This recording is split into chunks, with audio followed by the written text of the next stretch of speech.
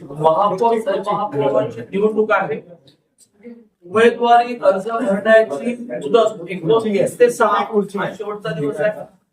आज संध्याकाळी 5 वाजेपर्यंत महापौर अर्ज भरल्यानंतर 9 तारखेला सभेच्या सुरुवातीला जर कोणाला मागे घ्यायचं असेल तर मागे घ्यायला परवानगी असते आणि मग निवडणूक प्रक्रिया सुरू होते.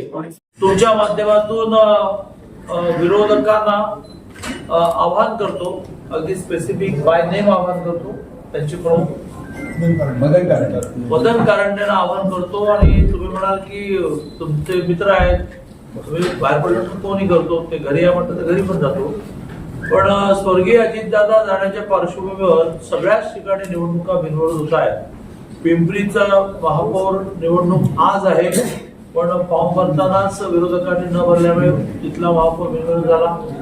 सांगलीचा महापौराची निवडणूक 10 आहे, पण उमेदवारी अर्ज भरण्याच्या दिवशी कोणी भरले नाही, त्यामुळे बीजेपीचा धीरज सूर्यवंशी महापौर म्हणून बिनविरोध घोषित झाला.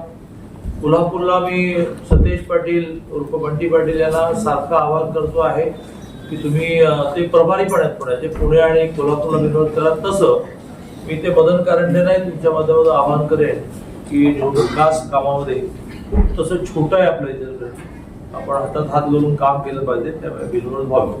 चॅनेलला सबस्क्राईब करा आणि परिसरातील ताज्या घडामोडी सर्वात आधी बघण्यासाठी बेल आयकॉनला क्लिक करा.